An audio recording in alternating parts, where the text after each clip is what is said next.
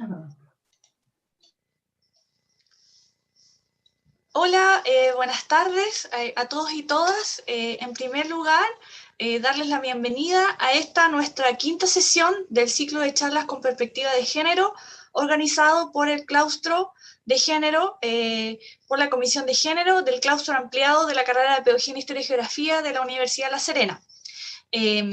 Esta tarde estamos muy contentos por recibir a nuestra nueva invitada, a Claudia Donaire, abogada de la Universidad de Chile, profesora de la Facultad de Economía y Negocios de la Universidad de Chile y de la Universidad Alberto Hurtado, quien hoy día nos viene a conversar sobre algunas temáticas que nosotros en la comisión, a partir de las actividades paralelas, también hemos estado conversando sobre políticas públicas e igualdad de género.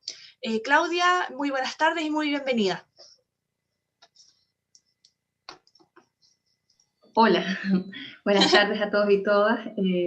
Para mí es un placer estar acá con ustedes y en general durante los últimos 2 años me he dedicado harto a recorrer el país y cuando se podía, y en el último tiempo hacer, digamos, participar en los eventos virtuales en los que se me invita, porque durante ese tiempo y hasta hace 2 meses atrás fui parte de un proyecto que desarrolló actividades de investigación y docencia con fondos de cooperación europea en la Universidad de Alberto Hurtado.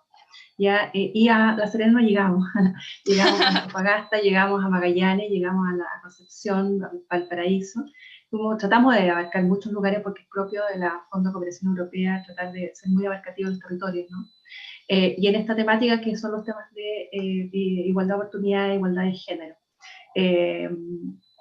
Primera cosa. Segunda cosa, les debo advertir que estoy un poquito enferma. Hoy día, hacer mucho clase me ha generado, aparentemente hoy día mañana tuve una clase muy larga, entonces no quedé muy bien después de esa clase, y aún no sé qué es, pero me sentí mejor en la tarde. Pero probablemente no estoy tan concentrada ni tan, en fin, voy a tratar de hacer un mejor esfuerzo.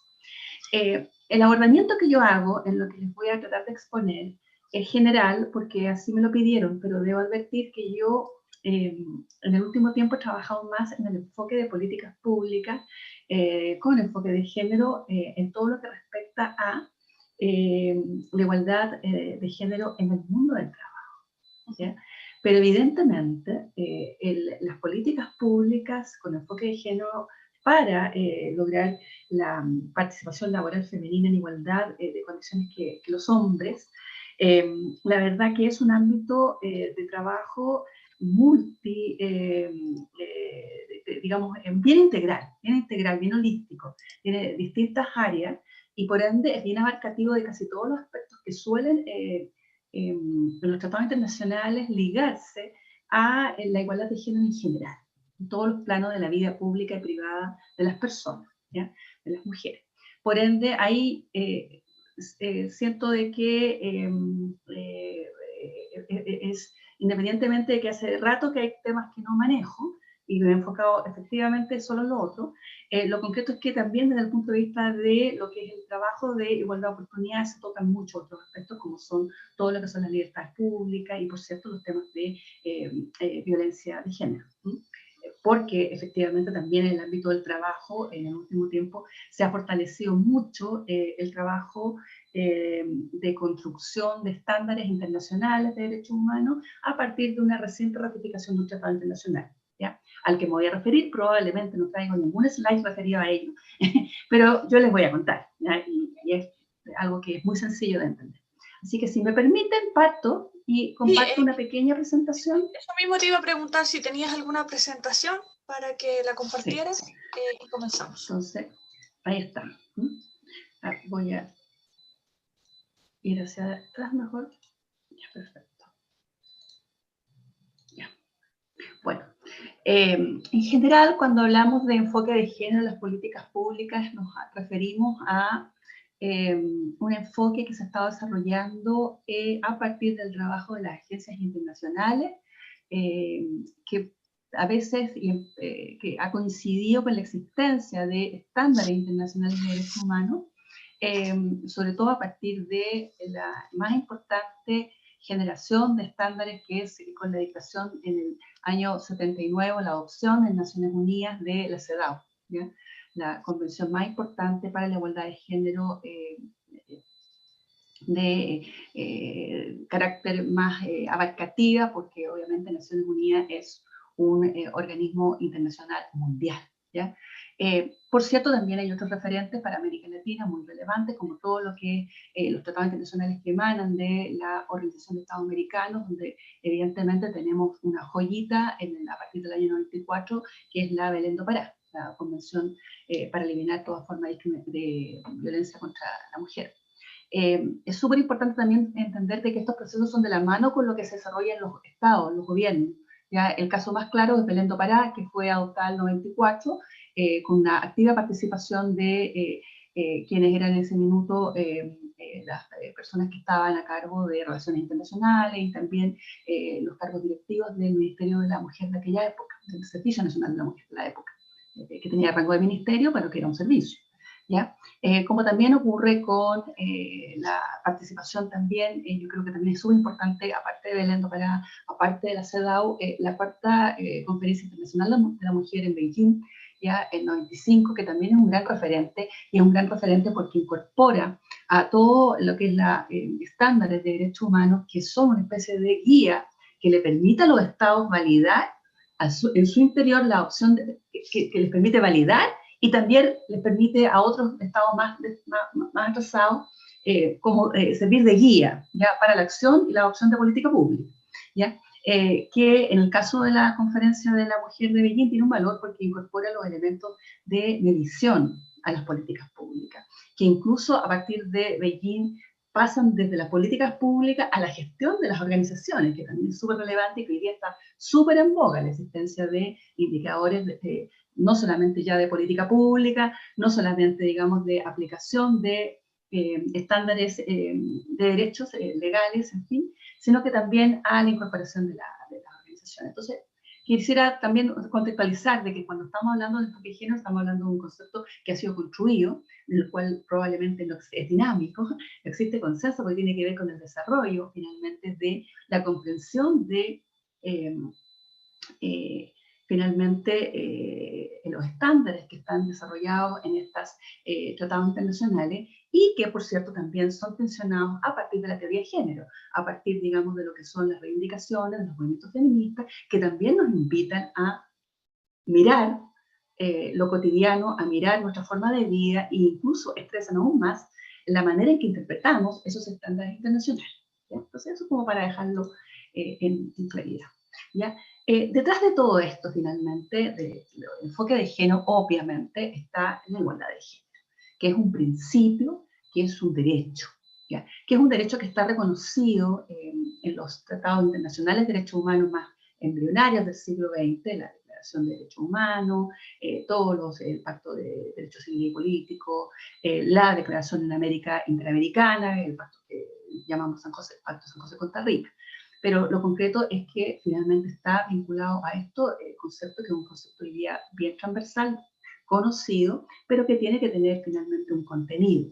¿Ya? Este concepto nos pone finalmente en atención que la desigualdad finalmente, que la desigualdad es sin duda el hecho universal de la humanidad que más ha afectado a nuestra evolución. ¿Ya? Por eso la lucha por la igualdad se ha configurado siempre como un motor de cambio. Y por eso también las agencias se preocupan mucho de los temas de igualdad, porque en general las agencias y los tratados internacionales o todo lo que es la generación de estándares de derechos humanos internacional es una respuesta civilizada, una respuesta probablemente conciliadora de la humanidad frente al fenómeno de la desigualdad, de forma tal de ofrecerle a los estados caminos para atacar, digamos, las desigualdades y finalmente dar una respuesta que en lo posible trate de estar en línea con los niveles de expectativa de las personas respecto a los derechos que consagran, en este caso el de igualdad, y en específico el que nos convoca el de igualdad de género. ¿Ya? Por cierto, el de igualdad de género parte de la base que ninguna diferencia biológica histórica, cultural, social, política o religiosa justifica la inclusión de las mujeres de la vida pública y privada, ni de los hombres del trabajo doméstico y del el trabajo cotidiano o la atención cotidiana de otras personas. ¿Ya? Ahí también hay una conexión. ¿Ya? Y por eso que muchos de estos tratados, cuando nosotros los analizamos, tienen también un gran aporte en lo que es, digamos, la capacidad que tienen, digamos, los países de poner al centro las temáticas ya de la igualdad, y en particular muchas veces revelan un cierto lino, un cierto, digamos, una cierta empatía ya con finalmente las teorías de género o finalmente con los debates de los movimientos feministas. ¿Ya? Y fundamentalmente hay ahí una vinculación que tiene que ver muchas veces con que de lo que la respuesta que se da justamente en los tratados internacionales desde mi perspectiva. En esto probablemente otros no coinciden, hay otros que plantean de que son respuestas neoliberales a las problemáticas sociales y de todo tipo, pero desde mi perspectiva son una respuesta bastante interesante, civilizada, democrática, a atender las problemáticas, tomando muchas veces en consideración las teorías más, podríamos decir, más acorde con las expectativas y las dinámicas de los tiempos, el desarrollo de las dinámicas sociales en las distintas sociedades. A mí que me ha tocado participar en algunos tratados internacionales, particularmente los de OIT, cuando se discutió, por ejemplo, en el 2000, la revisión del convenio de maternidad en OIT, uno puede darse cuenta que para muchos países, sobre todo donde los estándares internacionales son relevantes, como por ejemplo los países latinoamericanos, las posturas con que llegan a este tipo de eventos internacionales para fijar estándares mundiales es bastante positiva. No necesariamente son aquellos que, teniendo estándares más deficitarios, llegan planteando las posturas más tímidas, al contrario, ¿ya? Muchas veces somos facilitadores de mejores estándares porque nosotros entendemos en nuestra cultura jurídica ya que contar con estándares internacionales potentes nos ha ayudado y nos ha permitido justamente influir en los debates de política pública. Para nosotros la herramienta funciona, como también ha funcionado para los europeos, que tienen un juego bastante interesante en lo que establecen los tratados internacionales y lo que ellos van desarrollando en sus legislaciones internas y ahora último en las resoluciones que adopta o las directivas que adopta la Comunidad Europea, la Unión Europea. Entonces, ahí hay un juego, por cierto, es un juego cíclico, es un juego que tiene que ver también con las temáticas, ya cada temática, el tema de género es bastante transversal, por ende se ha dado ahí algo bastante interesante. Hay otras temáticas donde estas cosas puede que no tengan ese mismo devenir, como ocurre con los temas de pueblos originarios, digamos, o bien, el más sensible, el de migrar. ¿Ya? En el caso del migrante, por ejemplo, es muy, ha sido a veces un tanto incómodo, por ejemplo, ver de que en ese tipo digamos, de discusiones los europeos no son tan pro como en otros temas como en el de género. ¿Ya? Ahí uno siente que es más común que los países que han tenido necesidades de migrar, donde sus nacionales han migrado, los que son más pro frente al tema de migraciones, no así aquellos que reciben migrar. Entonces, en general depende de la temática, pero en el tema de género en general funciona mucho esto de generar estándares y replicar finalmente esos estándares internacionales a política pública en los distintos países. Y de ahí la consideración importante a la CEDAW. ¿Ya? Pero yendo al tema que nos convoca, ¿sí? ¿Qué es perspectiva de género o si, si las políticas con enfoque de género finalmente tienen una vinculación con ser políticas a favor de mujeres, ¿ya? Necesariamente. Y ahí en realidad lo que hay en esto es un aprendizaje. Yo creo que es muy común suponer o imaginarse que al inicio del trabajo política pública en materia de igualdad de género se dio mucho esto de que eran políticas que beneficiaban a las mujeres con una mirada muy paternalista, pero que no tenía mucho que ver finalmente con un enfoque de género, con un enfoque que realmente fuera sustentado en el principio de no discriminación, a partir de lo que ha sido el desarrollo del principio de no discriminación en el derecho europeo, en los precedentes norteamericanos, donde finalmente se ataca el fenómeno no de una mirada, digamos solamente pequeña, de provisión, sino que también se persigue finalmente dotar, me complico por la luz que ahora me empezó a llegar, se trata también de dotar el grupo discriminado de los elementos para que finalmente logre el mismo nivel de desarrollo que el grupo al cual finalmente emula o con el que es comparado. ¿Ya? En general son debates de derecho constitucional o de derecho internacional de derechos humanos bien delicados, ¿ya? Que son complejos porque tienen que ver con la dinámica de los tiempos. Entonces, lo que nos parece hoy día, por ejemplo, paternalista, probablemente en el pasado para nadie era paternalista, y probablemente hoy día lo que nos parece correctivo y razonable, porque recuerden que cuando hablamos de derechos humanos, hablamos de lo que es razonable, lo que es justificable, ¿no?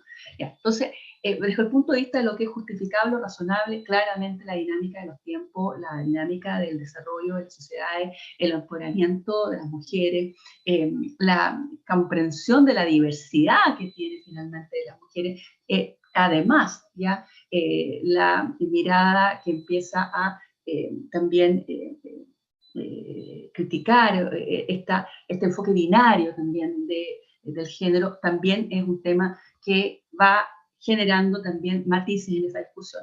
Por ende, el enfoque de género es una construcción que se hace país por país, por cierto, a partir y en general de tomando en consideración los estándares internacionales de derechos humanos por una cuestión obvia. ¿Y por qué una cuestión obvia? Porque finalmente se trata, la política pública se adopta en general hasta ahora, ya la idea, justamente estamos en un tránsito a cambiar aquello, pero en general las políticas públicas se adoptan por parte de quienes toman las decisiones en los estados. Por ende, se adoptan por quienes gobiernan. Entonces, es razonable suponer que quienes gobiernan finalmente se atreven a generar políticas en aquello que les es obligatorio, aquellos en que la ley, la constitución respectiva o el tratado internacional les dice que es lo que se espera que hagan.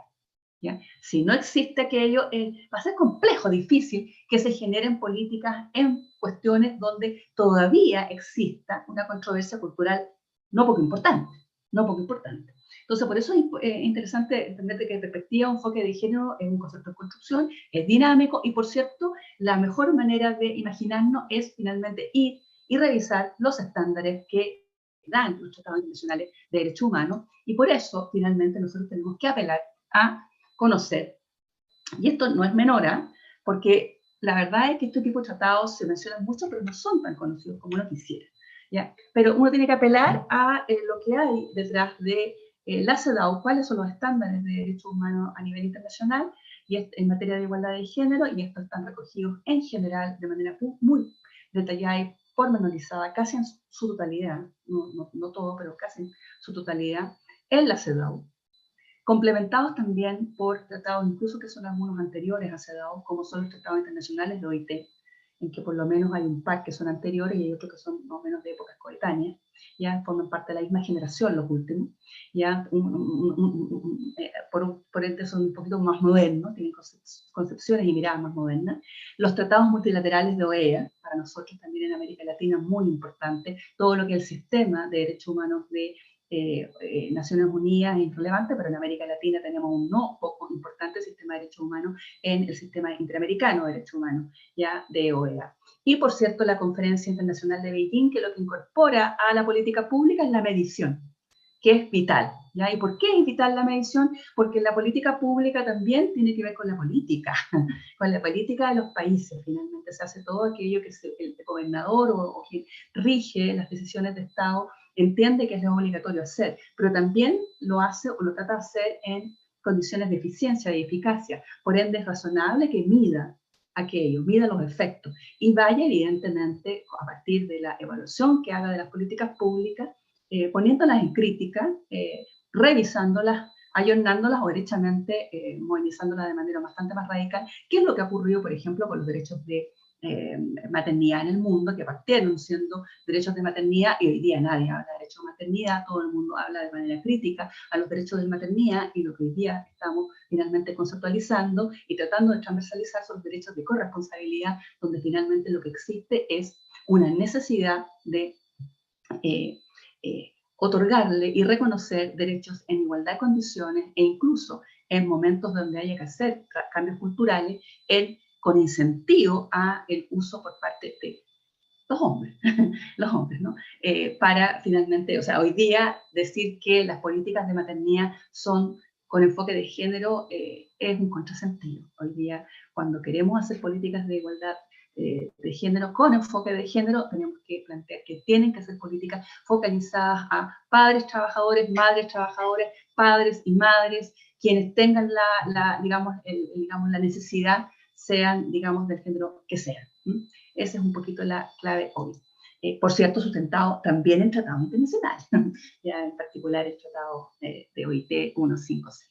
Entonces tenemos estos debates interesantes, tenemos la CEDAW, tenemos San José de Costa Rica, tenemos Belén do Pará, tenemos en OIT, yo ya antes adelanté, pero tenemos en OIT el convenio 100, el convenio 111, el convenio 100 es un convenio revolucionarísimo de posguerra, el año 51, el sistema productivo del mundo destruido, y las Naciones Unidas en un momento de máxima inspiración adopta en el seno de la OIT de manera tripartita este convenio que lo que plantea es el derecho a igual remuneración por trabajo de igual valor. Ni siquiera por el mismo trabajo, por trabajo de igual valor, o sea, emplaza no solamente a los mismos trabajos e igual remuneración, sino a trabajos de igual valor. Por ende, nos plantea aquella discusión que tenemos cuando somos niños: ¿qué quiero ser cuando grande? Aquello que se valore más en la sociedad. Algunos lo plantean desde el punto de vista moral, desde el punto de vista del rédito social, otros lo plantean desde el punto de vista económico, pero lo que está ahí detrás es la discusión del valor del trabajo. Y el valor del trabajo es importante para las personas. Las personas quieren que su valor se reconozca, ¿no? De la manera que más le parezca interesante a la persona. Pero por eso les hablo de que este es un convenio interesante que habla de esto y que ya en aquella época planteaba la necesidad de establecer sistemas y promover sistemas de evaluación de los puestos de trabajo sin sesgos de género, en el 51.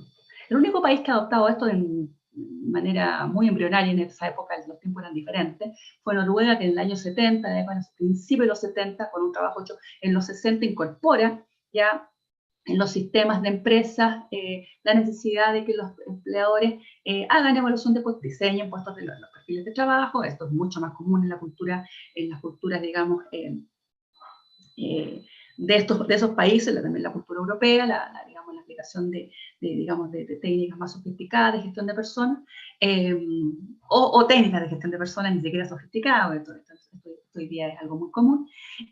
Y estos la conclusión o los efectos son patentes. Noruega es el país que tiene la tasa de brecha salarial más baja del mundo, ¿no? La tasa de brecha de pensiones más baja del mundo, consecuencia también de la baja de tasa de brecha salarial. Bueno, entonces un convenio revolucionario 51, otro convenio en otro momento del mundo, otro momento del mundo donde la terminología es otra, se habla de fuerza, se habla de mano de obra masculina, mano de obra femenina, otro momento de la humanidad, ¿ya? El 58, otra interesante tratado internacional en materia de igualdad de género en el mundo del trabajo, que habla de la discriminación, aludiendo a varios factores de discriminación, no solamente en esa época, además, hasta el día de hoy, el sexo, no el género, pero también estamos hablando finalmente cómo evoluciona ya el derecho internacional de los derechos humanos y que tiene que ver justamente con el desarrollo paralelo de las teorías y la academia en el desarrollo de miradas que cuestionan y la rigidez probablemente, digamos, digamos, antigüedad, los vocablos, la falta de diversidad. Estamos hablando de épocas donde se pensaba que todas las personas eran iguales, ¿ya? Entonces, el lenguaje es diferente, pero está detrás de esto el ánimo, digamos, de favorecer algo relevante, que es el principio de no discriminación. salvo que esté sustentado en el ámbito del empleo con factores que sean razonables para el ámbito del empleo, como la competencia, la certificación, la calificación, ¿ya? La productividad, en fin, criterios que puedan ser a los ojos de esa sociedad razonables para discriminar en razón del trabajo que cada cual realiza. Tenemos también el 103, que es el convenio de maternidad, del 52, también un convenio muy antiguo, que fue renovado en el año 2000 por el 183, pero por lo general nosotros en Chile siempre hablamos del 103, no el 183, que son muy parecidos, porque Chile tiene ratificado el 103 y no el 183, pero el estándar es similar, ¿ya? Que finalmente sustenta la gran mayoría de la política pública que se ha hecho en materia de paternidad en Chile, que es incluso es anterior a estos tratados, no al tratado, al revisado del 2000, e incluso anterior a que se haya ratificado el que tiene ratificado Chile, que es el 103, pero que nos habla de que muchas veces estas políticas son políticas que surgen en países, a veces en el ámbito del empleo, a partir del debate y diálogo social en las empresas, fueron parte de diálogos sociales en la empresa, conquistas laborales de los trabajadores, que terminan siendo ley, y al final lo que hacen los organismos internacionales es buscar que de esos parámetros son los parámetros que es razonable que sean parámetros universales, parámetros que sean exigibles a todos. ¿Qué relevante tiene, por ejemplo, en perspectiva de género los tratados de maternidad que establecen finalmente los elementos para que estas políticas públicas no sean afectadoras del empleo de las mujeres?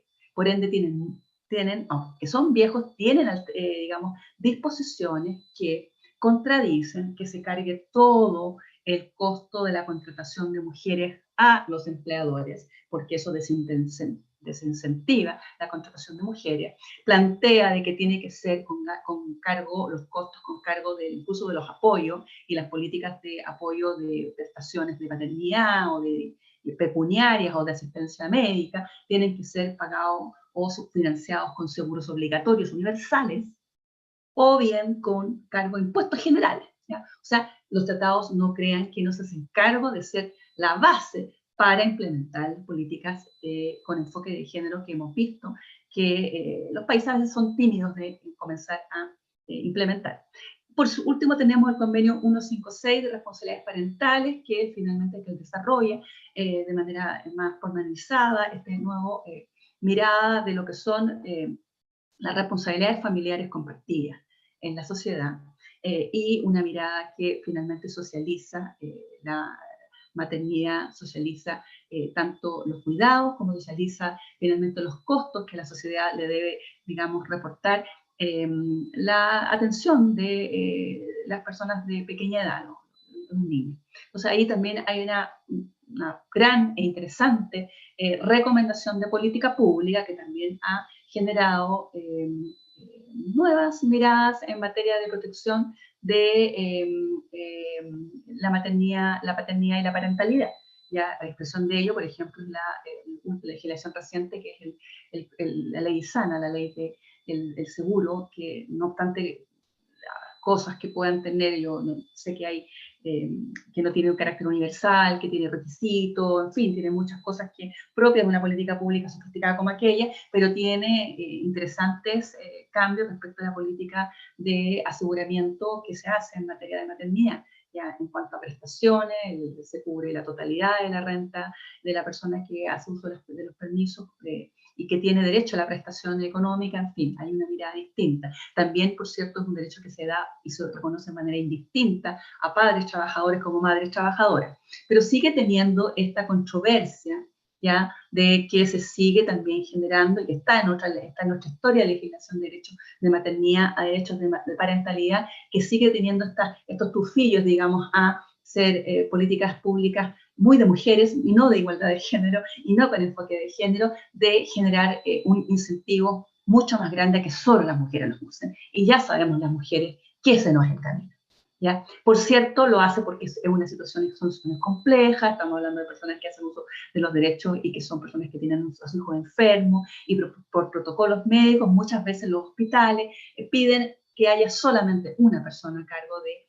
digamos, la relación digamos, con el facultativo, con el establecimiento de salud en relación al menor que está enfermo. Entonces eso finalmente terminó redundando en que esa ley no fuese ya probablemente la primera ley que tuviese realmente un tratamiento igualitario donde los derechos fueran no transmisibles, porque al ser los derechos no transmisibles estoy dando la señal correcta de que el Estado entrega apoyo a quienes asumen la responsabilidad, porque la cultura tiene que llevar a que las responsabilidades parentales las asumen en equidad padres y madres. Esa es un poco la señal de política pública. ¿Ya?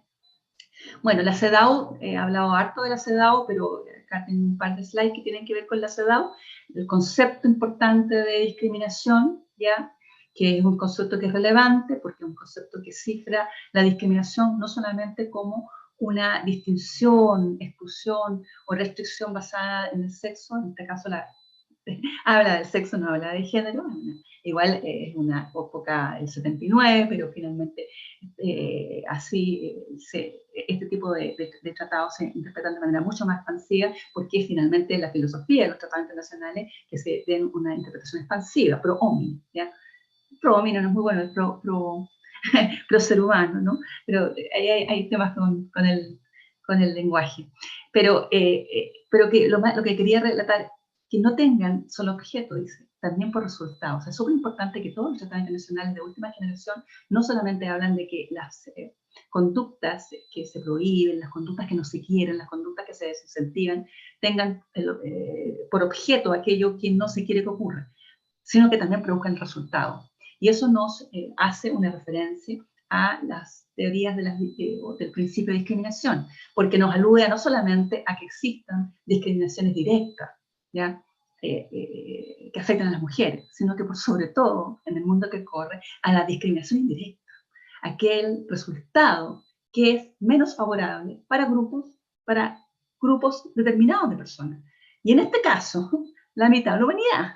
Por ende, no es un tema pequeño, ¿ya? No es un tema, digamos, menor plantear de que este tipo de tratados hablan de resultados, ¿ya? Hablan de que si la política pública produce resultados distintos, evidentemente la política pública está mal.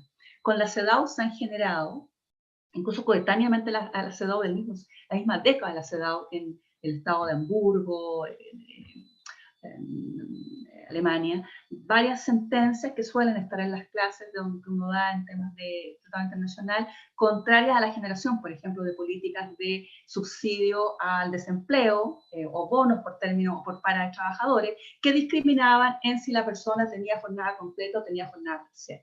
¿Ya? Ese tipo de políticas en Alemania, a partir de lo que ocurrió en Hamburgo, en el estado de Hamburgo, en el distrito de Hamburgo se llama, porque son como un municipio, fueron abolidas porque efectivamente en Europa, por lo menos en esa época, e incluso un poquito hasta el día de hoy, es normal que exista mucho más cantidad de mujeres en trabajos part-time que hombres en trabajos part-time. Por ende, efectivamente, si dejaban fuera de la política pública de seguros, digamos, de subsidio por para de trabajo a las personas que no tenían jornada completa, lo concreto es que las mujeres no tenían acceso nunca a las indemnizaciones y subsidios por paro, ¿ya? Lo que claramente es una discriminación abierta.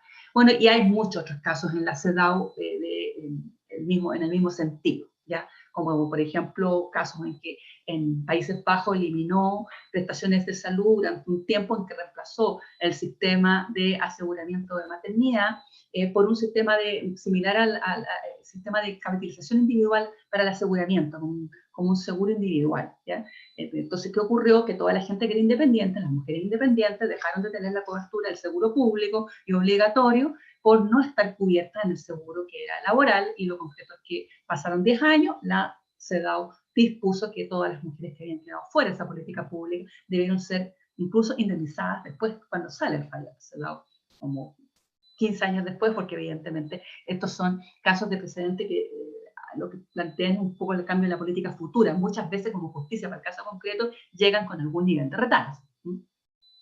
Pero en el fondo estamos hablando de CEDAW, lo que me quería dejar claro era de la importancia de CEDAW, que apela a la igualdad finalmente, que no solamente formal, sino que la igualdad material. los abogados hablamos de la igualdad material, que el resultado finalmente el acceso sea, digamos, concreto para, en materia de igualdad de oportunidades y libertad. Y que, por cierto, eso tiene que ver con, no solamente con el reconocimiento de los derechos, sino con el goce y el ejercicio por parte de las mujeres en igualdad de condiciones que el hombre, en todos los planos del quehacer, o sea, en el ámbito público, siempre hablamos de la vía pública y la vía privada, ¿no? Igual, esos conceptos igual a veces uno no semánticamente los utiliza para otras cosas, pero más o menos la idea se entiende. Por cierto, la CEDAW es sumamente importante también para todo lo que es el cambio cultural, porque la CEDAW, una de sus disposiciones más importantes, que tiene que ver con el acceso a instituciones, con todo lo que es de erradicar la discriminación institucional que se ha denominado, y que tiene que ver con aquella que no vemos, aquella que está institucionalizada, y que tiene que ver con la cultura, porque la cultura respalda no solamente que hay una discriminación que no vemos, sino que además esta la hagan las instituciones, ¿ya? Y nos demanda, en el fondo, a los estados, toman medidas para modificar patrones socioculturales en la conducta de hombres y mujeres para eliminar las prácticas consuetudinarias basadas en las ideas de inferioridad o superioridad de cualquiera de los dos sexos o en funciones estereotipadas, ¿ya? Entonces, a partir de esta gran obligación es que finalmente se adoptan medidas como las que vemos en muchos países, que acá no, donde, por ejemplo, la educación formal en Canadá es normal, o que cuando tú comentas, o la educación de primaria, no recuerdo cómo se llama en este minuto, pero de los niños, es normal que cuando tienen que contar qué clases tenían, desde el punto de vista de las clases electivas, los hombres, por ejemplo, no pueden tomar clases de carpintería, no las pueden tomar, no es optativo para ellos tomar clases de carpintería. Como las mujeres no pueden tomar clases optativas de cocina. No les está permitido en el sistema público de educación tomar clases que tengan que ver con los sexos, que tienen en función de su sexo. Entonces, son cosas como interesantes que han ido generando. Ayer veía que la Universidad de Chile está generando ingresos privilegiados en carreras subrepresentadas. Interesante eso. ¿Ya? Porque no importa solamente que las mujeres no estén en ingeniería. Claro, ya estamos un poco equiparadas. Bueno, ahora falta que contraten a las mujeres ingenieras. ¿Ya?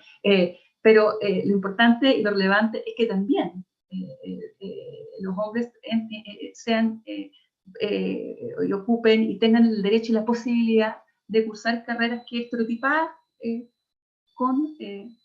hacia las mujeres, ¿no? Entonces ahí también hay un debate por hacer, interesante, y en eso el sistema educacional importa. Por ende, ahí hay una primera gran lectura. Esto, en general, los temas de género abordan todo. Por eso les decía que en el plano de la igualdad de género en el mundo del trabajo te da la perspectiva de mirar toda esa dimensión, la dimensión política, la dimensión de los derechos civiles, porque todo también redunda en la manera en cómo las personas también se expresan en el ámbito del trabajo.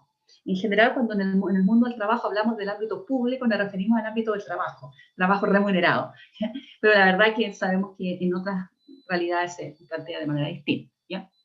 Por cierto, la CEDAW también obliga a los estados a garantizar educación familiar que incluya la comprensión de la maternidad como función social y con el reconocimiento de responsabilidades de hombres y mujeres en la educación y el desarrollo de sus hijos como por igual. Entonces también eso es importante en la CEDAW. Y la CEDAW desarrolla una serie de catálogos de derechos, como también los otros tratados a los que me he referido, que yo acá los quiero plantear de manera bien pormenorizada, rápido, sí, en el nivel de vastedad, ¿ya? Si uno va a la CEDAW habla de acceso a instituciones, ¿ya? Yo esto lo recogí del reporte del Foro Económico Mundial del 2018. Es interesante para que vean el nivel de transversalidad que tienen esto. O sea, los estados, porque estamos hablando de política pública, si las agencias económicas lo dicen, es mucho más probable que el Estado se sienta obligado a hacerlo. Es lamentable decirlo, sería mucho mejor que los estados respondieran a las expectativas de las personas.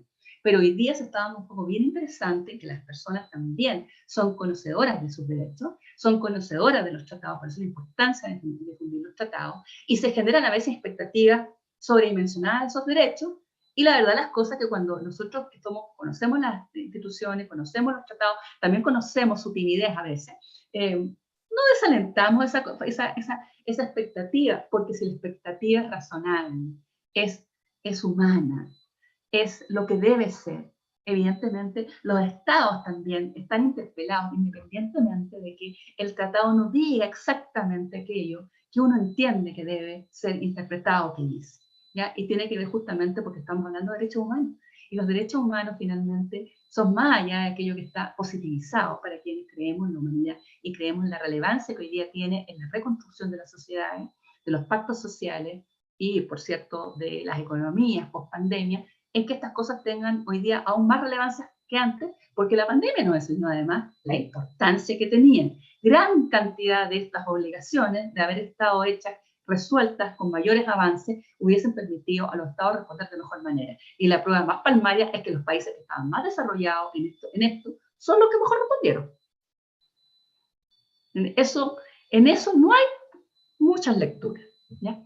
Entonces tenemos el acceso a instituciones, el tema recurrente, la igualdad ante la ley, la capacidad jurídica idéntica a la del hombre, la igualdad con respecto a la legislación relativa al derecho de las personas a circular libremente y a la libertad para elegir su residencia y domicilio. Miren qué pedestre, si las mujeres no siempre hemos tenido derecho a circular, a residir. Las mujeres, hasta la reforma del 89, que ocurre justamente cuando se ratifica la CEDAW, teníamos que seguir al marido.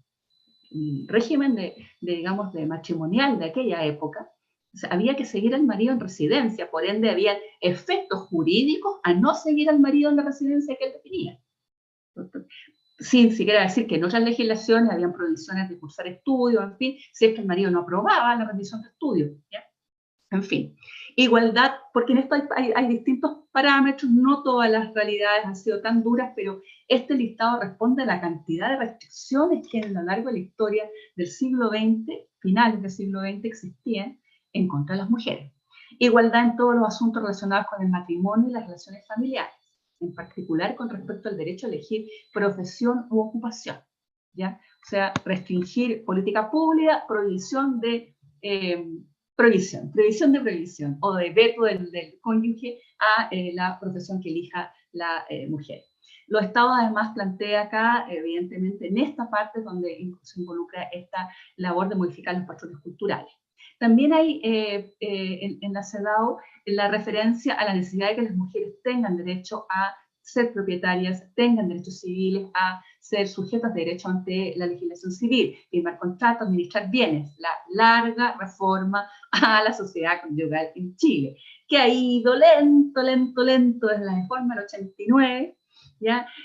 Donde se puso un poquito la reforma de la ley de filiación, yo participé en esa ley, ahí se trató también de generar un cambio, y ahora de nuevamente está en debate un cambio, ¿ya? Y siempre hay resistencias de esto, siempre resistencia ya de por qué finalmente proteger ya una institución que es una institución que a la larga ha generado solo restricciones de acceso a crédito, de acceso a ser considerada sujetos de derecho de manera efectiva y no solamente en la ley, pero no tenga en la práctica una expresión real frente a las expresiones que puedan tener de requisitos en los bancos, en instituciones financieras respecto a la mujer. Obtención de empleo también es un ámbito muy desarrollado, para que vean que en general el tema de empleo es un tema muy abordado en la CEDAW, pero también está en los otros tratados que yo les he referido de OIT. No discriminación contra la mujer por razones de matrimonio o maternidad, prohibición del despido por motivos de embarazo y licencia de maternidad remunerada. Por cierto, siempre se abordan en este tipo de tratados las problemáticas iniciales, embrionarias, las que primero veíamos, pero evidentemente ya no solo queremos que ello ocurra, nosotros también queremos estar donde tenemos que estar, porque no tenemos ninguna razón para no estar donde nuestros talentos nos lleven. Entonces ahí es donde empiezan a surgir otros elementos importantes en este tipo de catálogo.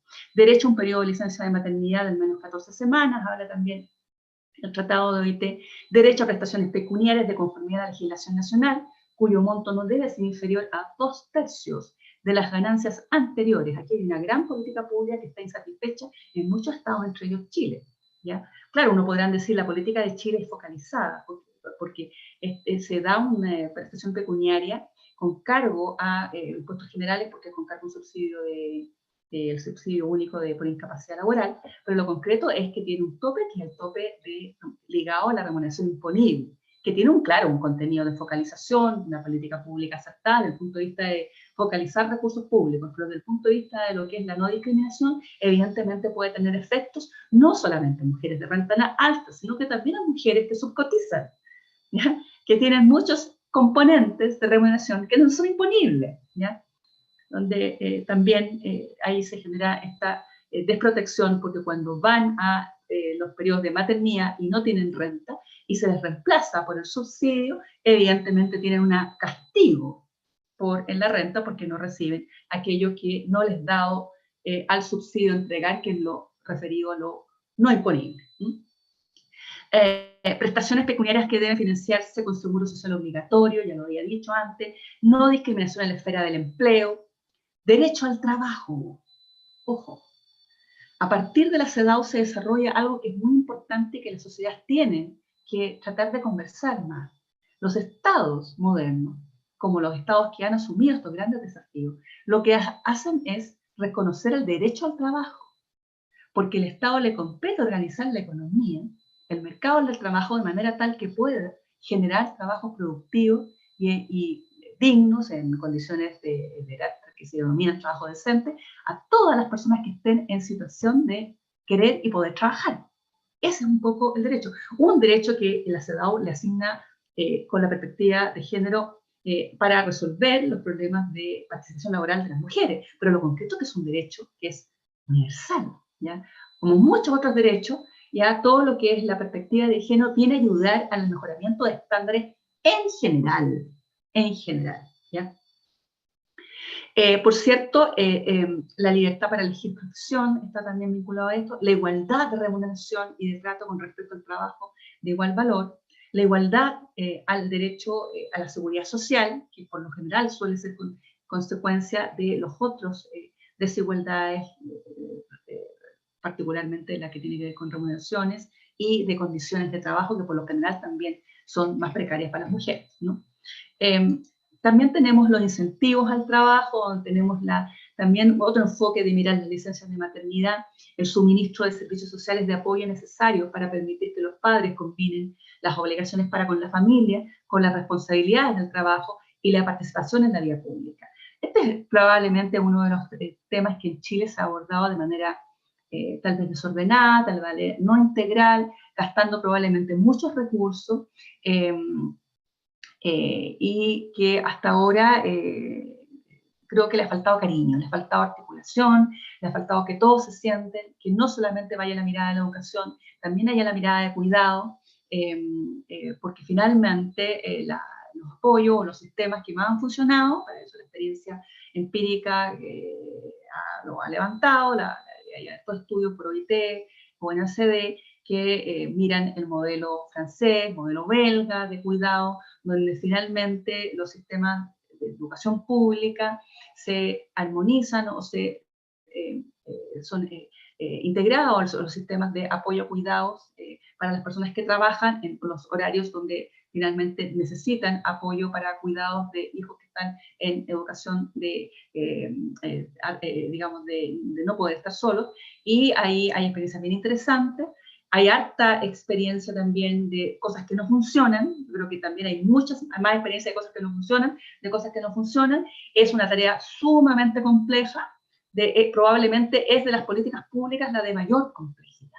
Porque finalmente el diseño de política pública representa dar prestación de cuidados para padres o madres trabajadoras, ¿ya? O personas que estén tratando de incorporarse al mercado del trabajo, ¿ya? Y que deban responder finalmente a sus necesidades, ¿ya? O sea, tiene que haber hay un tema logístico, tienen que estar situados en los lugares cercanos a donde viven, cercanos a donde trabajan.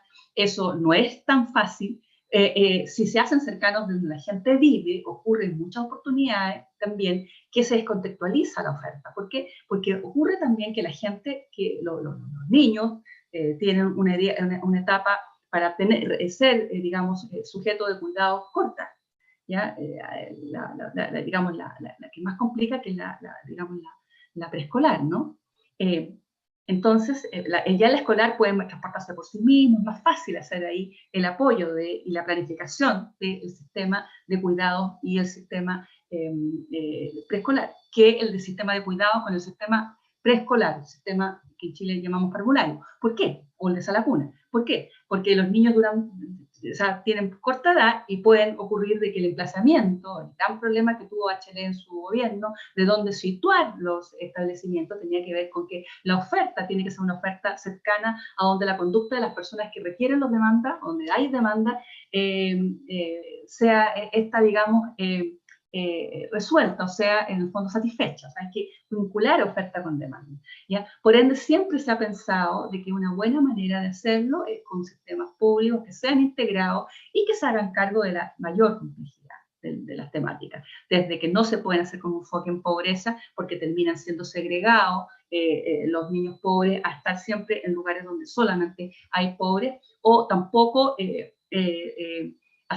incentivar, tampoco son bien mirados los sistemas como el que se ha tratado de implementar con el proyecto que está en trámite en el Congreso, con incentivar digamos, la demanda con este sistema de voucherización. Los sistemas no están bien mirados por la OCDE o por agencias de calidad, porque finalmente se baja la calidad. Tienen un fenómeno interesante, y es que generan una demanda alta, ¿ya? Se instalan más ofertas, pero tienen una precariedad de que la oferta no es capaz de satisfacer necesidades en todos los estratos sociales, de todo tipo de personas, en fin, ahí se requiere planificación. Por ende, esa política hay que integrarla con otras políticas, con otro tipo de mirada donde pueda haber una institución que sea más abarcativa y que mire más allá. Como también las necesidades especiales de quienes no pueden ir a establecimientos educacionales, que también existen personas que no pueden finalmente llevar a sus hijos a establecimientos externos a su casa porque los hijos están enfermos, porque las condiciones del lugar no lo permiten, en fin. Entonces, son políticas complejas. En ese sentido, creo que los tratados internacionales son súper claros, pero creo que en eso los países han sido un poquito más sorditos, ¿ya? Porque realmente representan grandes políticas públicas que requieren muchos recursos y requieren una gran sofisticación y un gran debate de política pública, ¿ya?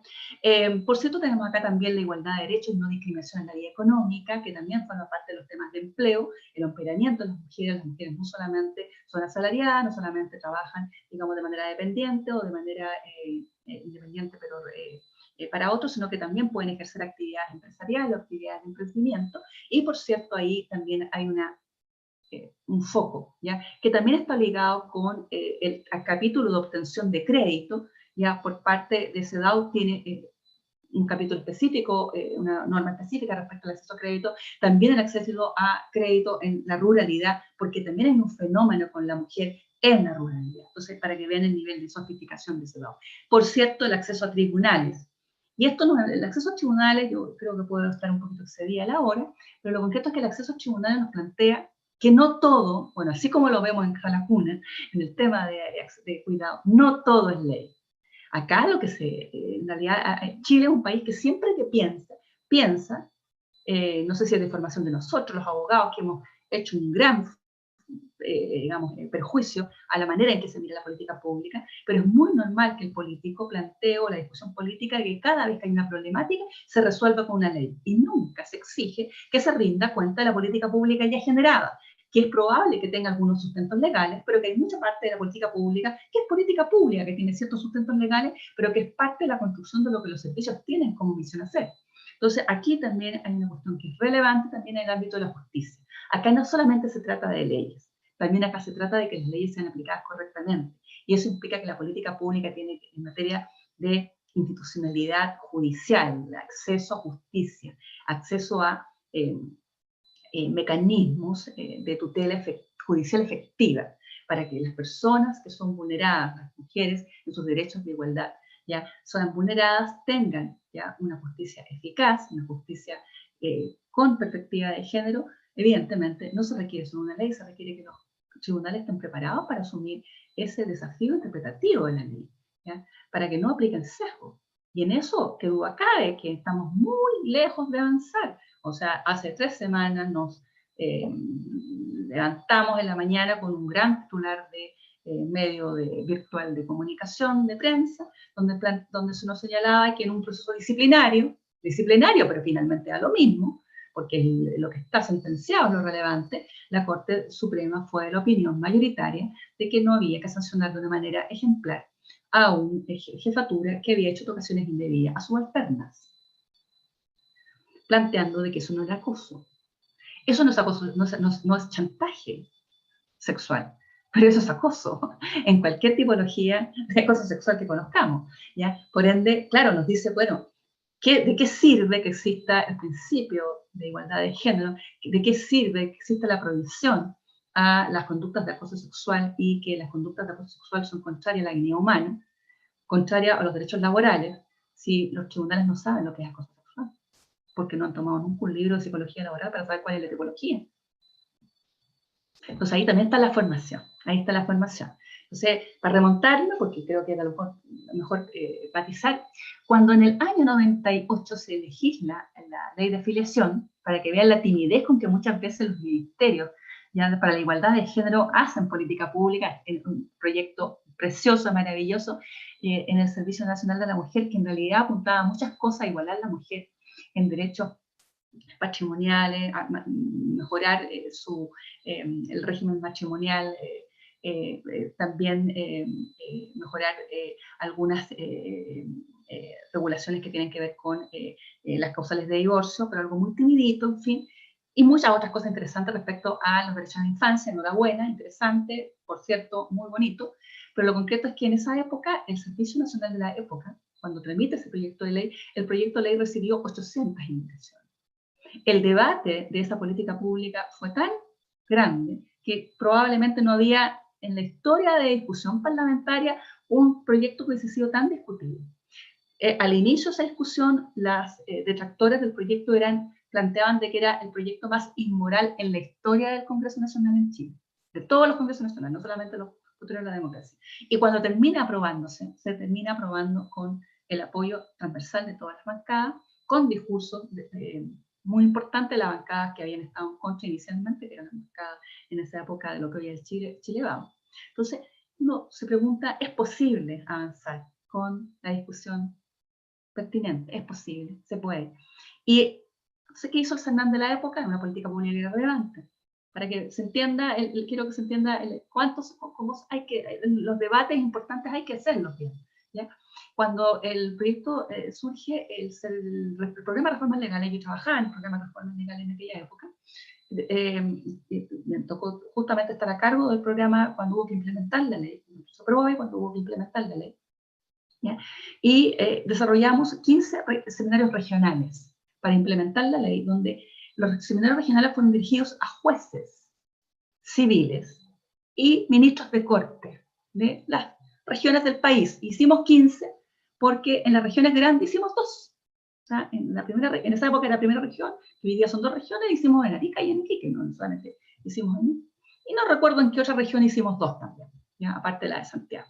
Entonces, en estricto rigor hicimos grandes esfuerzos porque todos los tribunales, todos los jueces tuvieran la ley, tuvieran capacitación de la ley, donde por cierto contamos con los mejores juristas y desarrolladores de la ley, a partir, las exposiciones eran en base, además, a fallos del sistema interamericano de justicia en los aspectos que eran más controversiales del proyecto de ley, como era el derecho a la identidad de los niños. Y esa ley, finalmente, es una ley que tuvo un tránsito pacífico, sin grandes resistencias, no obstante que no era una hiperley, ¿ya? O sea, tenía muchas restricciones que no fueron tantas en la práctica, porque finalmente estuvieron a tono, ¿ya? Y pudieron, con un cambio cultural, que la gente lo supo entender, y los jueces no estuvieron lejos de ese cambio cultural y honraron un poco lo que se les pedía que hicieran, y es que fueran proclives. Me tocó en esa época, cuando surge el procedimiento,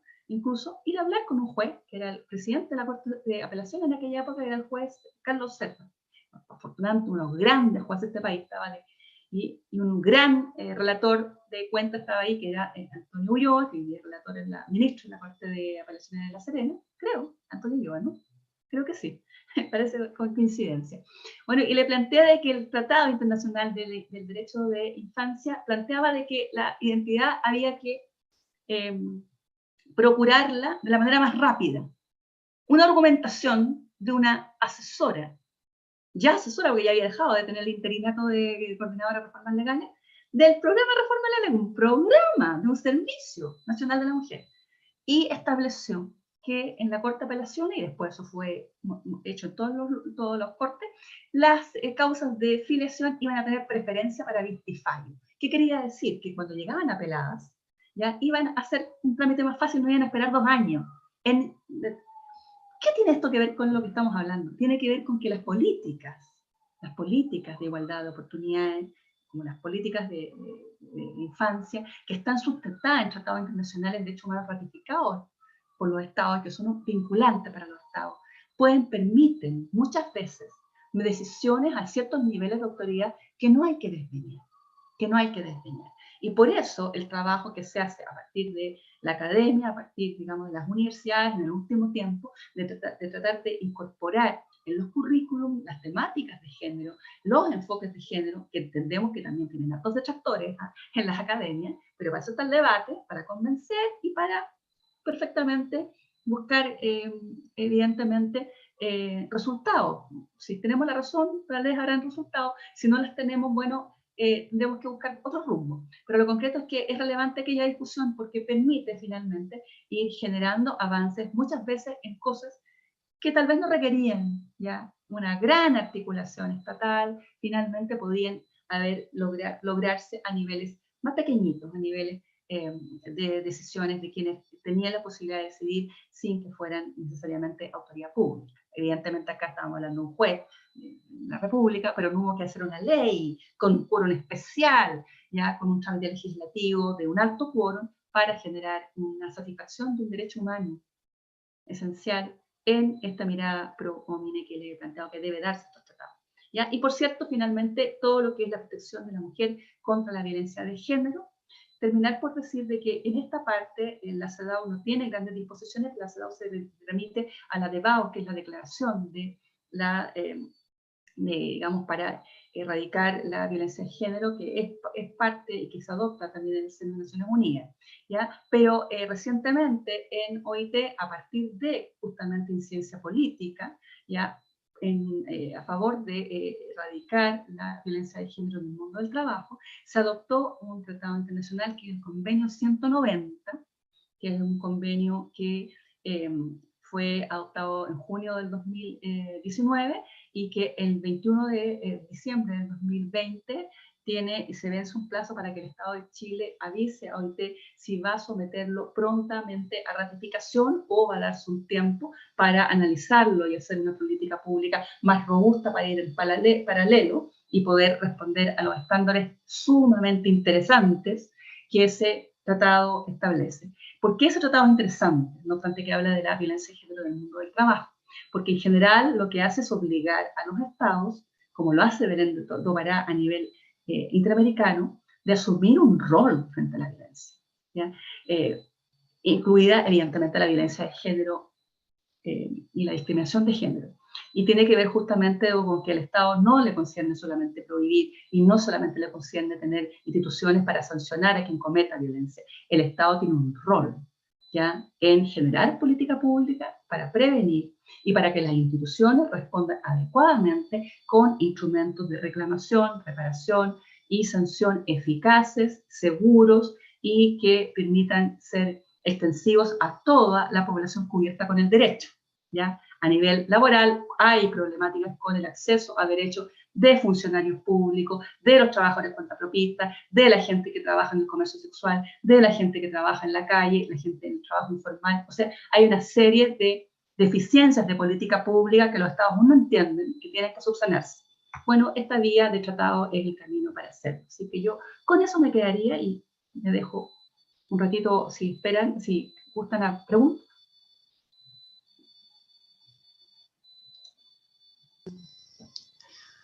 Bueno, profesora, creo que su exposición tocó muchísimo de los temas que han cruzado las conversaciones durante estas últimas sesiones. Contarle un poquito, Claudia, de que en el marco de las actividades estamos trabajando con un curso de género y feminismo, estamos trabajando con un taller de políticas públicas, En las sesiones también tuvimos discusión sobre muchas de las temáticas que usted abordó, así que agradecemos este maravilloso cierre y creo que lo más importante es el desafío que nos deja esta idea de reflexionar a futuro, de incorporar el enfoque de género en la academia, en la educación, en el cambio cultural, y que creo que estas instancias finalmente apuntan a eso. Quisiéramos tomarnos los últimos minutitos que nos quedan para hacer algunas consultas que tenemos de los presentes en nuestra sesión.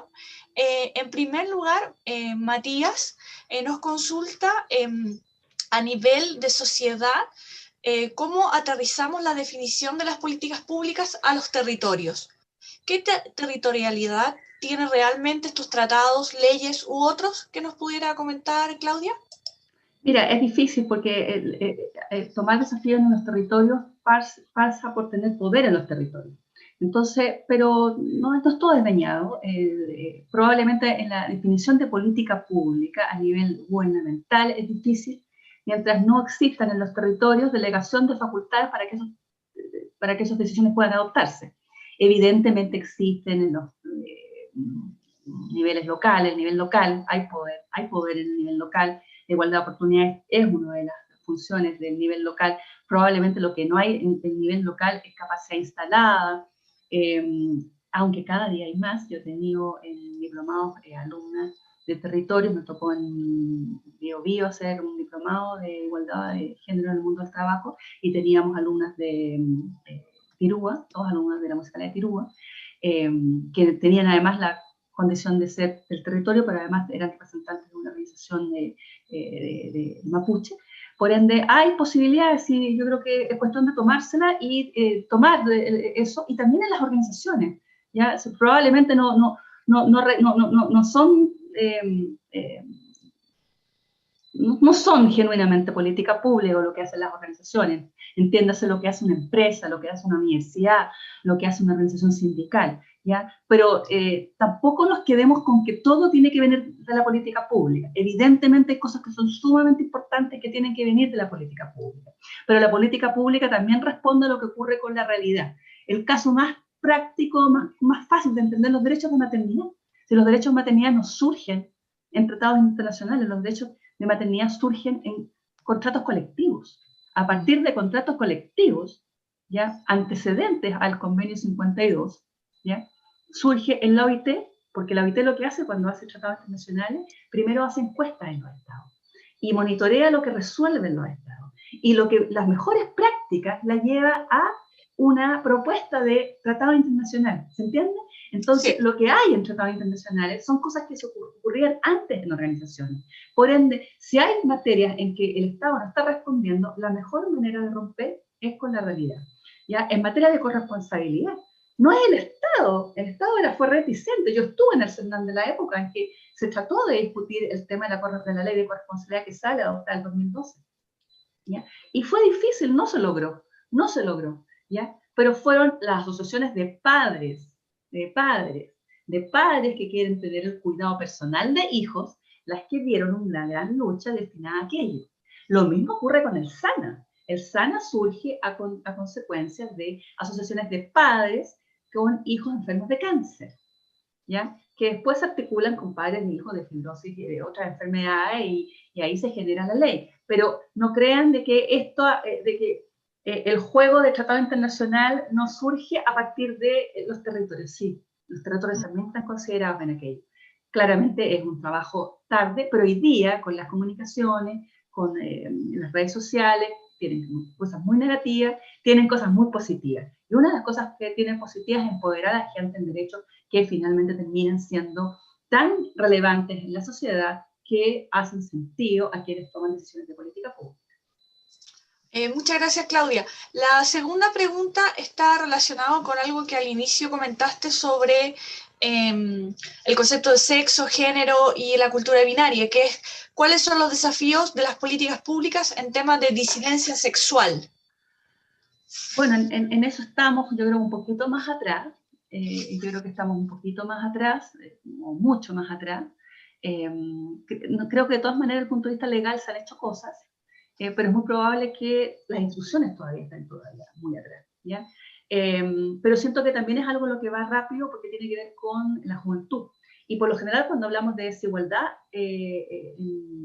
digamos, en el mundo, siempre se hace pensando en la juventud, es bien particular. ¿Ya? Por alguna razón no se hace pensando siempre en la gente mayor, tampoco se ha hecho pensando en los niños, pero se hace la gente juventud, que es la que tiene probablemente la capacidad muchas veces de catalizar mucho más el descontento y la amargura que tiene la sociedad en función de los cánones que vienen dados por las instituciones. Por ende, yo siento que esa es como una tareita que está un poquito más rezagada, pero la que yo creo, y no temo a equivocarme, y lo sé porque estoy haciendo ahora 8 diplomados y tengo por lo menos 2 alumnas que vienen de instituciones muy, muy jerarquizadas, muy conservadoras, y su presencia en el diplomado tiene que ver con los temas de inclusión, tiene que ver con los temas de diversidad sexual en instituciones súper, entonces yo creo que estas son las cosas como, yo tengo a apostar que va a ocurrir algo parecido con lo que pasó con filiación, ¿ya? Que con filiación pasó de que existía ya esta situación, ¿no? Porque en Chile era un Chile donde habían niños desiguales, hijos desiguales, hijos e hijas desiguales. Unos eran naturales, otros eran matrimoniales, otros eran no matrimoniales. Y pasó que de un día a otro la gente entendió que éramos todos iguales. Entonces, a veces la gente tarda ya en derribar la resistencia. ¿Ya? Yo siento que eso puede cambiar. Ahora, aquí lo que probablemente en política pública lo que es más urgente en ese mundo, ¿ya? Tiene que ver siempre con los temas de violencia, con los temas de violencia a la disidencia sexual. Yo creo que ese es un foco sumamente relevante, porque lo que sí está analizado, y en eso yo creo que, bueno, lo que ha escrito Badle, lo que también, digamos, se desarrolla mucho en los círculos de incidencia política de LGTBI, tiene que ver con cómo justamente a partir de este gran avance en derecho y reconocimiento de derechos internacionales, aunque la institución aún no cambie, genera gran resistencia y una respuesta violenta por aquellos que no están por cambiar. Por cierto, no todos, pero una parte importante, obviamente escudados por aquellos que siguen teniendo una resistencia cultural, aunque no tienen aunque es probable que sean aquellos que van a derribar las resistencias dentro de poco. ¿Ya? Ahí yo creo que, ahí pondría mis énfasis, yo creo que eso es donde probablemente, donde está la urgencia. Y siguiendo con esa misma línea, Claudia, de los desafíos futuros, la tercera pregunta dice relación con de qué manera podemos abordar las políticas públicas con una real perspectiva de género en el proceso histórico que viviremos como país a partir de la redacción de la Constitución. Bueno, en eso hay harta literatura. Yo creo que lo más relevante es que cada cual tome posiciones en esto. Yo creo que hay una invitación a la juventud, una invitación a las mujeres a que sean muy responsables en el proceso que estamos viviendo, que analicen las propuestas, que concurran a los debates destinados a generar bases para la nueva Constitución, donde aquello que no sea consensuado igual sea parte de aquello que pueda ser ley. ¿Ya? Porque acuérdense que lo que está hasta ahora es que es una página en blanco donde será Constitución lo que gane o lo que obtenga un reporte mayoritario. Pero aquellas cosas que no tengan ese apoyo del 2/3 pueden perfectamente ser materia de ley. La idea es tratar de generar, en esa parte probablemente yo creo que ahí sí hay que escuchar a veces a los abogados técnicos. Ahí sí hay que escuchar a ciertos abogados técnicos que den consejos, yo no soy especialista en derecho constitucional, de cómo finalmente generar una constitución que no nos genere veto a una interpretación pro homine de aquellos tratados internacionales, porque recuérdense que es base para esa ley, para ese página en blanco, los tratados, los derechos internacionales de derechos humanos ya reconocidos, eso no puede ser relativizado por la nueva constitución. Pero como también hay que interpretar eso, hay que hacerlo carne, hay que también ver que toda esa redacción no vaya en contra de una interpretación correcta, ¿ya? Una interpretación correcta. Hay que ir paso a paso, hay que ser muy cuidadoso, es sumamente importante la incidencia política y estar muy coordinados para ser representado por aquellos que tengan la posibilidad de hacer su mejor rol en lograr una redacción de una constitución que sea más proclive a la igualdad de género y al, por cierto, el respeto a los derechos de todas las minorías sexuales, en general de la diversidad. de toda la diversidad, ¿ya? Sí, esto no tiene que ver solamente con la diversidad de género, diversidad sexual, sino que también tiene que ver con todo lo que es, digamos, origen social, ahora que estamos con el tema de migraciones, donde también nos cuesta también ponernos muy de acuerdo en qué queremos, pero lo concreto es que finalmente lo que está detrás es una mirada de hacer de la sociedad una sociedad que sea buena para todos y todas. Yo me quedaría con eso. Muchísimas gracias, Claudia, por la exposición, también por el tiempo dedicado a nosotros en estas preguntas. Esperamos que en un futuro estas instancias puedan seguirse desarrollando, así que quedas invitada desde ya a futuros espacios de diálogo. Por último, queremos despedirnos dándole las gracias a Claudia por su participación, dándole las gracias a todas las expositoras que pasaron por este ciclo de charlas, miembros de organizaciones civiles, académicas, investigadoras. Agradecemos enormemente su colaboración en esta primera instancia vinculada a la Comisión de Género de la Universidad de La Serena y de la carrera de Pedagogía en Historia y Geografía. Los dejamos enormemente invitados, en primer lugar, para seguir asistiendo a las otras dos actividades que están en proceso, el curso de Género y Feminismo, que finaliza el 15 de diciembre, el taller de Políticas Públicas, que finaliza el 26 de noviembre, y también a las actividades que nosotros como comisión pretendemos seguir organizando durante el resto. De hecho, tenemos por ahí la idea de generar otro ciclo de charlas para enero, así que los dejamos enormemente invitados. Y por último, a seguir nuestras redes sociales. En el canal de YouTube de la Comisión de Género van a quedar esta y todas las sesiones pasadas, y también algunos otros materiales vinculados al curso y al taller. Y en redes sociales estamos en Instagram, Comisión de Género Histogeo, donde van a poder encontrar material vinculados a estas actividades, pero también a otras que vamos a ir realizando durante el semestre. Así que muchísimas gracias a todos los que asistieron a esta charla en particular y a todo el ciclo, y los dejamos invitados, como dijo Claudia al final, a pensar en generar espacios de diálogo con enfoque de género, y creo que esta instancia es un granito de arena para esas posibles discusiones y esos posibles cambios culturales, como dijo Claudia por ahí en su presentación. Así que muchísimas gracias, Claudia, por tu presentación, y a todos por su participación en estas actividades.